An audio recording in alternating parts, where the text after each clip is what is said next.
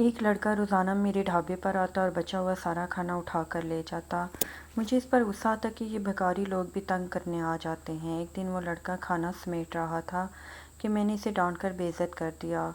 وہ نظریں جھکا کر خاموشی سے خالی ہاتھ واپس لوٹ گیا اور پھر کبھی واپس نہ آیا۔ کچھ دنوں بعد مجھے اپنی غلطی کا احساس ہوا تو اسے تلاش کرنے کچی آبادی کی طرف نکل پڑا، لیکن وہاں پہنچ کر جو منظر میں نے دیکھا، میرے قدم زمین پر گڑ گئے، کیونکہ میرے سامنے شہر کی مصروف ترین سڑک کے کنارے میرا یہ ڈھابہ ذائقہ پوائنٹ کے نام سے مشہور تھا۔ دن بھر یہاں مسافروں، ٹرک ڈرائیوروں اور مقامی لوگوں کا تانتا بندہ رہتا۔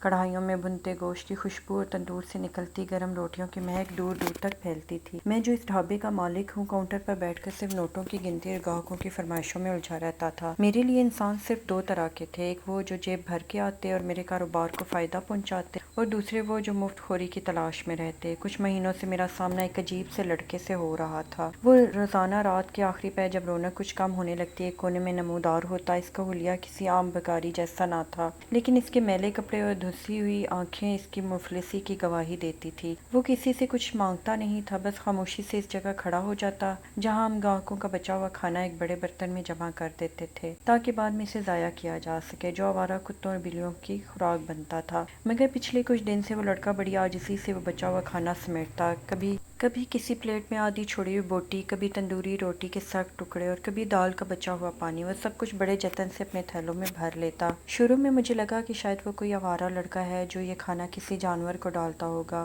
یا اپنے پالتو جانوروں کو کھلاتا ہوگا، لیکن اب اس کا روز روز کا آنا مجھے کھٹکنے لگا۔ میرے ڈھابے کے معیار پر ایک دھبا تھا، کیونکہ گاہک اسے دیکھ کر ناک بھون چڑھاتے تھے۔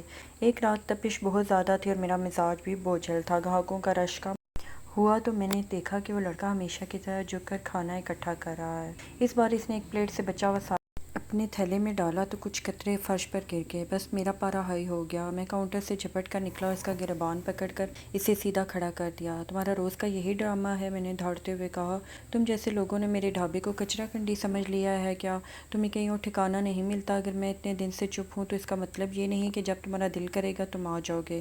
سارا فرش گندا کر دیا تم لوگوں کو انگلی پکڑاؤ تو پورا ہاتھ پکڑ لیتے ہو۔ میں غصے میں اس سے کہہ رہا تھا۔ وہ لڑکا ہکا بکا رہ گیا۔ اس کے ہاتھ میں پکڑا پلاسٹک کا تھیلا لرز رہا تھا۔ اس نے بڑی مشکل سے تھوک نگلا اور دبی آواز میں بولا، صاحب یہ تو ضائع ہو رہا تھا، میں تو بس کیا؟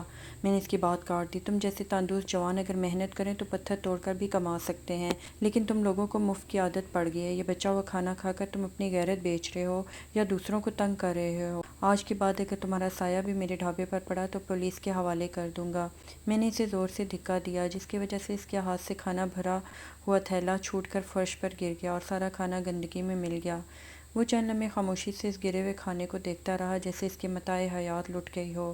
اس کی آنکھوں میں نہ غصہ تھا نہ کوئی احتجاج، بس ایک ایسی بے بسی تھی جو پتھر بھی دل کو بھی پگھلا دے۔ لیکن اس وقت میری انا مجھ پر حاوی تھی۔ اس نے اپنی گردن جھکائی، خالی تھیلا اٹھایا اور اندھیرے میں غائب ہو گیا۔ میں ابھی اس لڑکے کو ذلیل کر کے ہٹا ہی تھا کہ میرے ڈھابے کے ایک پرانے اور بااعتبار گاہک بابا رحمت، جو برسوں سے وہیں ایک کونے میں بیٹھ کر چائے پیتے تھے، اپنی کرسی سے اٹھے اور دھیرے دھیرے چلتے ہوئے میرے قریب آئے۔ ان کے چہرے پر ایک عجیب سی سنجیدگی اور دکھ تھا، جیسے انہوں نے ابھی ابھی کسی معصوم کا قتل ہوتے دیکھا ہو۔ وہ میرے کندھے پر ہاتھ رکھ کر بولے، بیٹا یہ تم نے کیا کیا؟ میں نے غصے میں بھری سانس لی اور کہا، بابا آپ نے دیکھا نہیں یہ بھکاری لوگ کیسے سر پر چڑھ جاتے ہیں؟ روز کا تماشا بنا لیا تھا اس نے۔ بابا رحمت نے ایک سرد آہ بھری اور میری آنکھوں میں آنکھیں ڈال کر بولے، تم جسے تماشا کہہ رہے ہو وہ شاید کسی کی زندگی اور موت کی جنگ تھی۔ کیا تمہیں پتہ ہے کہ اس کے گھر کے حالات کیا ہیں؟ کیا تم نے کبھی یہ جاننے کی کوشش کی کہ خوددار سا دکھنے والا جوان لڑکا کیوں لوگوں کا بچا ہوا کھانا چننے پر مجبور ہوا؟ بیٹے آج کے دور میں مہنگائی نے سفید پوشوں کی کمر توڑ دی ہے۔ غریب کے پاس نہ کام ہے نہ اناج۔ کیا پتہ اس کے گھر میں کئی دنوں سے فاقے چل رہے ہوں۔ میری خاموشی کو دیکھتے ہوئے انہوں نے اپنی بات جاری رکھی، تمہاری اور میری جیسی تلخ باتوں اور سختیوں کی وجہ سے ہی آج لوگ بھوک سے مر رہے ہیں یا خودکشیوں پر مجبور ہو رہے ہیں۔ وہ لڑکا کوئی پیشہ ور بھکاری نہیں لگ رہا تھا، وہ تو بس وہ کھانا لے جا رہا تھا جسے تم نے ویسے بھی کوڑے دان میں پھینک دینا تھا۔ کیا پتہ اس کا نصیب تمہارے اسی بچا ہوئے رزق سے جڑا ہو؟ کیا پتہ اس کے گھر میں کوئی بوڑھا باپ، بیمار ماں اس کے لوٹنے کا انتظار کر رہی ہو۔ آج وہ کچھ لائے گا تو پیٹ بھرے گا۔ بابا رحمت کی باتیں میرے کانوں میں ہتھوڑوں کی طرح لگ رہی تھیں۔ بیٹے یاد رکھو، رزق دینے والا اللہ ہے، ہم تو بس ایک وسیلہ ہیں۔ اگر اللہ نے تمہیں دینے والا ہاتھ بنایا ہے تو اسے جھڑکنے کے لیے استعمال نہ کیا کرو۔ آج تم نے اسے بے عزت کر کے اس کے گھر کا آلہ قتل فراہم کیا ہے۔ ان کی باتوں نے میرے اندر ایک طوفان برپا کر دیا۔ مجھے اپنی انا، اپنا غصہ اور اپنا وہ بلند بالا لہجہ اب زہر کی طرح کڑوا لگنے لگا۔ میں نے مڑ کر اس اندھیری گلی کی طرف دیکھا جہاں وہ لڑکا غائب ہوا تھا، مگر اب سوائے خاموشی کے کچھ نہ تھا۔ اگلے کئی دن میں ٹھیک سے سو نہ سکا۔ جب بھی ڈھابے پر رزق ضائع ہوتا مجھے بابا رحمت کے الفاظ یاد آ جاتے، تمہاری سختیوں کی وجہ سے لوگ بھوک سے مر رہے ہیں۔ مجھ سے اب رہا نہ گیا اور میں نے فیصلہ کیا کہ میں اسے ڈھونڈ کے نکالوں گا، کیونکہ میں دل کا برا بھی نہیں تھا، بس غصے کا تیز تھا اور اپنے غصے کی وجہ سے بعد میں شرمسار بھی ہوتا تھا۔ اگلے کئی دن تک وہ نظر نہیں آیا۔ ڈھابے پر صفائی تو بڑھ گئی تھی، لیکن میرے دل کے کسی گوشے میں ایک عجیب سی ویرانی چھا گئی۔ جب بھی رات کو کھانا بچتا اور اسے کچرے میں پھینکا جاتا، مجھے اس لڑکے کے وہ لرزتے ہوئے ہاتھ یاد آ جاتے۔ ایک ہفتہ گزر گیا لیکن وہ واپس نہ آیا۔ ایک رات جب میں گھر جانے کے لیے بائک نکال رہا تھا تو اچانک میرے برابر والے دکاندار نے مجھ سے پوچھا، یار وہ لڑکا جو تمہارے یہاں سے کھانا لے جاتا تھا وہ نظر نہیں آ رہا۔ میں نے سنا اس کی حالت بہت خراب تھی۔ یہ سنتے ہی میرے ضمیر پر ایک کوڑا لگا۔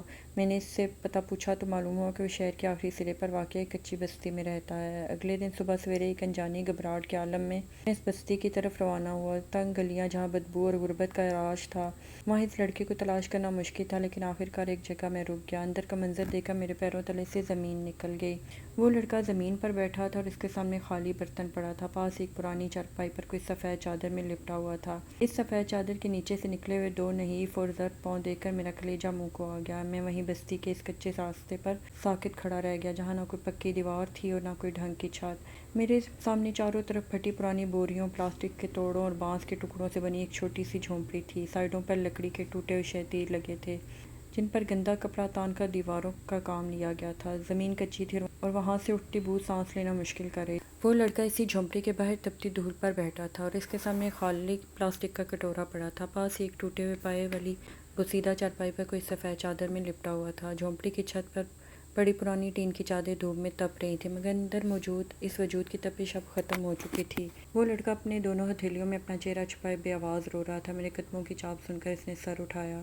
اس کی آنکھیں سرخ تھیں اور چہرہ نکہت سے پیلا پڑ چکا تھا۔ مجھے دیکھتے ہی وہ تھر تھر کانپنے لگا۔ شاید اسے لگا کہ میں یہاں بھی اسے ڈانٹنے آیا ہوں۔ صاحب، اب تو میں نہیں آیا آپ کے پاس، اب یہاں کیوں آئے ہیں؟ اس کی آواز میں ایسی شکستگی تھی کہ مجھے لگا کہ آسمان مجھ پر گر پڑے گا۔ میں نے کانپتی آواز میں پوچھا، یہ کون ہے؟ اس نے اس ٹوٹی ہوئی چارپائی کی طرف دیکھا اور ایک ایسی آہ بھری جو صدیوں کا قلب سمیٹے ہوئے تھی۔ یہ میری چھوٹی بہن ہے صاحب، اسے بھوک لگتی تھی تو مٹی کھا لیتی تھی، جس سے اس کا پیٹ پھول گیا تھا۔ ڈاکٹروں نے کہا تھا اسے اچھا اور نرم کھانا کھلاؤ۔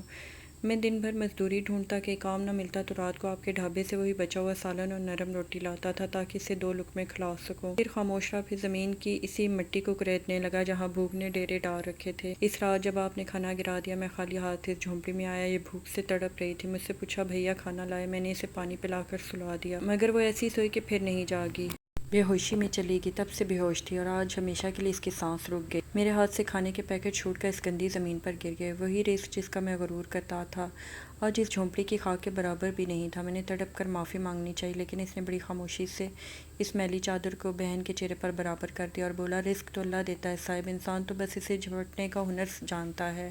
میں اس دن اپنے ڈھابے کا مالک بن کر وہاں گیا تھا، لیکن اس کچی بستی کی مٹی نے میری انا کو ہمیشہ کے لیے دفن کر دی۔ اس دن میں زندگی کا وہ سب سے بڑا سبق سیکھ گیا تھا جس نے میری روح کی کایا پلٹ دی۔ میں نے اسی وقت اس لڑکے کا ہاتھ تھاما اور اسے اپنے ساتھ ڈھابے پر لے آیا۔ آج وہی لڑکا میرے ڈھابے کا سب سے معتبر حصہ ہے۔ میں نے نہ صرف اسے باعزت روزگار دیا بلکہ اس کی تعلیم اور مکمل کفالت کا ذمہ بھی اپنے سر لے لیا، تاکہ پھر کبھی کسی مفلسی کی وجہ سے کوئی اور گھرانہ اجڑنے سے بچ سکے۔ اس دن میں نے زندگی کا وہ سب سے بڑا سبق سیکھ کر نکلا تھا کہ جس نے میری روح کو جھنجھوڑ کر رکھ دیا تھا۔ میں نے اس واقعے کے بعد اپنے ڈھابے پر ایک کونا غریبوں کے نام سے منسوب کر دیا، جہاں اب بچا ہوا کھانا نہیں بلکہ تازہ اور گرم کھانا ہر ضرورت مند کے لیے ہر وقت دستیاب ہوتا ہے۔ لیکن میری یہ تلافی اس معصوم بچی کو واپس نہ لا سکتی تھی۔ اب عالم یہ تھا کہ جب بھی میں اپنے سامنے لذیذ کھانے دیکھتا ہوں یا خود لقمہ توڑتا ہوں تو میری نظروں کے سامنے اس چھوٹی سی بچی کا وہ زرد چہرہ اور وہ کچی بستی کی مٹی آ جاتی ہے جسے وہ بھوک مٹانے کے لیے کھایا کرتی تھی۔ وہ ندامت اور وہ کسک آج بھی میرے سینے میں ایک بوجھ بن کر ٹھہری ہوئی ہے۔ میں نے لوگوں کو کھانا کھلانا تو شروع کر دیا، مگر اپنی زندگی کے سب سے بڑے گناہ کا داغ نہیں دھو سکا۔ آج بھی جب کوئی ضرورت مند میرے سامنے ہاتھ پھیلاتا ہے تو مجھے اس لڑکے کی وہ لرزتی آواز یاد آتی ہے اور میرا دل پکار اٹھتا ہے کہ کاش اس رات میری انا مجھ پر حاوی نہ ہوئی ہوتی۔ میں آج ڈھابے کا کامیاب مالک تو ہوں، لیکن اس ایک لمحے کی شرمندگی اور وہ دکھ اب میری زندگی کا مستقل ساتھی بن چکا ہے، جو مجھے ہر لقمے پر اس معصوم کی یاد دلاتا ہے۔